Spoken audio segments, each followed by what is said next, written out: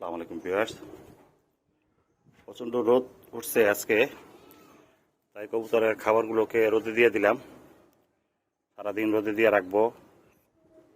বিকালের দিকে খাবারগুলো তুলে ভালো মতো ঝেড়ে পরিষ্কার করে কবুতরগুলোকে পরিবেশন করা হবে। কবুতরের খাবারের সময় খাবার দেওয়া হবে। আর আমাদের এখানে অলরেডি ধান কাটা শুরু হয়ে গেছে, কিন্তু আমাদের বাসার কাছে যে ধানগুলো লাগাইছে সব চিকন ধান, ছোট সাইজের ছোট ধানগুলো আর অনেক চিকন। এই কারণে অন্য জায়গার থেকে ধান সংগ্রহ করার অপেক্ষায় আছি। অন্য যে সাইডে মোটা ধান পাওয়া যাবে সেখান থেকে মোটা ধানটা কালেকশন করতে হবে। আর কবুতরগুলোর আপডেটটা হচ্ছে, কবুতরগুলোকে সকালবেলায় পানি দিয়ে রাখছি। আলহামদুলিল্লাহ কবুতর পানিটা নিয়ে খাইতেছে, কবুতর রিল্যাক্সে আছে।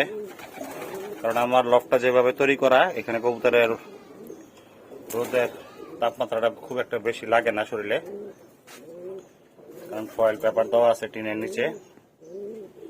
আর ভিউয়ার্স, এখানে বেশ কিছু বাচ্চা, আমি ওইদিকে একটা ভিডিও করছিলাম, কিছু বাচ্চা মাদি কবুতরের সাথে দিছি। কালকে আমার এক ভাইয়ের কাছে বাচ্চাগুলো সেল করে দিছি। টোটাল 9 পিস বাচ্চা সেল হয়ে গেছে।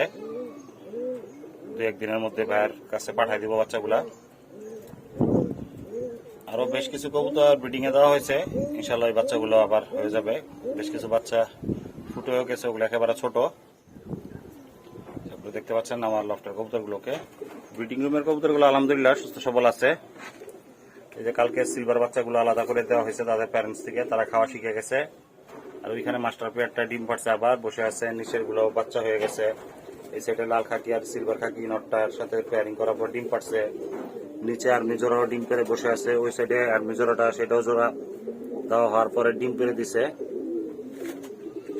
আর এখানে আলহামদুলিল্লাহ 4 জোড়া কবুতর পেয়ারিং করা হয়েছে, 4 জোড়া ডিম নিয়ে বসে আছে।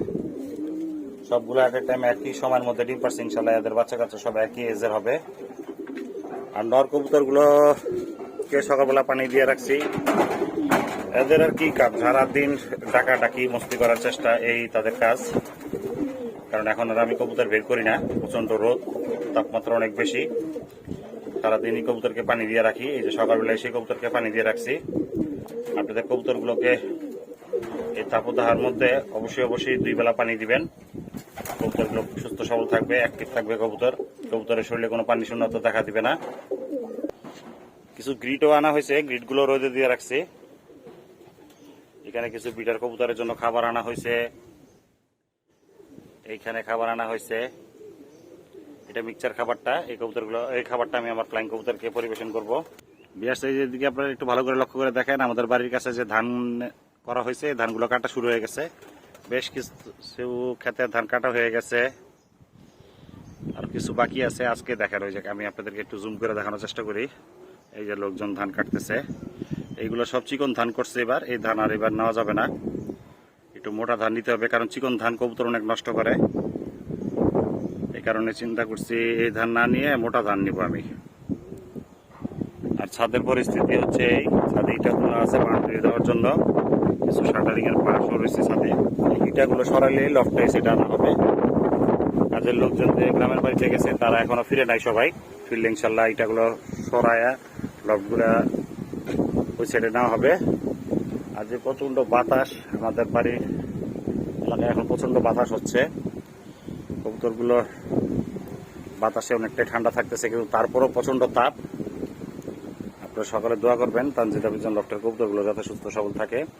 আর আজকের ভিডিওটা ভিউয়ার্স এখানে শেষ করতে যাচ্ছি। আল্লাহ হাফেজ।